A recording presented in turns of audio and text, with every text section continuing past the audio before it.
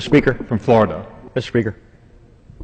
To what purpose does the gentleman from Florida rise? I ask unanimous consent to speak for 5 minutes out of order. Without objection. Thank you very much. Mr. Speaker, in recent weeks, we have seen the issue of the Western Sahara receive a great deal of coverage in the world press. Unfortunately, the press coverage has often been biased. In fact, I've seen cynical attempts at purposeful disinformation. I think it's important that we remember history. Let's not forget that while the Sahara was under Spanish colonial rule, only Morocco laid claim to that territory as its own. The Kingdom of Morocco repeatedly claimed the Western Sahara and demanded the end of Spanish colonial rule. It was only when Morocco's efforts at recovering the Sahara from Spanish colonialism under the leadership of King Hassan II began to be seen as making serious progress in the early 1970s that the so-called Polisario Front came into being. Then, as now, the so-called Polisario Group is financed by Algeria and is propped up by Castro's communist dictatorship in Cuba. Why is it important to understand this? Because in Morocco, our ally in North Africa in the struggle against international terrorism, the issue of the Sahara is the decisive issue. The reality of Moroccan sovereignty over the Sahara enjoys the support of the entire population of Morocco, including the Sahara itself.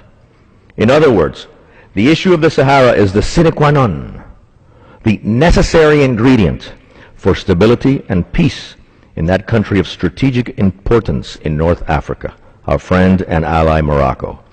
King Mohammed VI and his negotiating team have demonstrated great courage and patience in dealing with this critical issue so closely tied to the security of the entire region.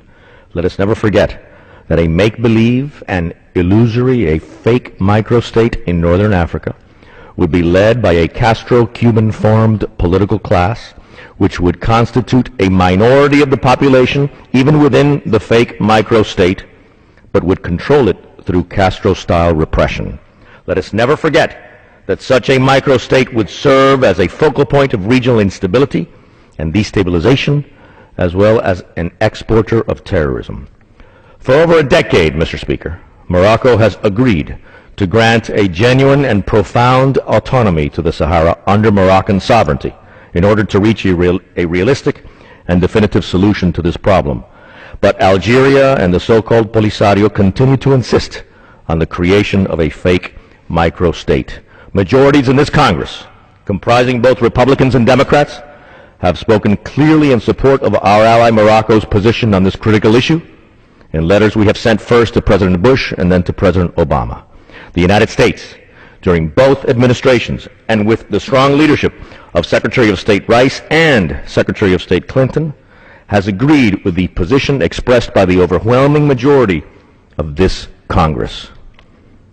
The future of America's struggle against international terrorism and the stability of Northern Africa require that the government and the Congress of the United States continue to stand firmly and clearly with our friend and ally, the Kingdom of Morocco. I yield back.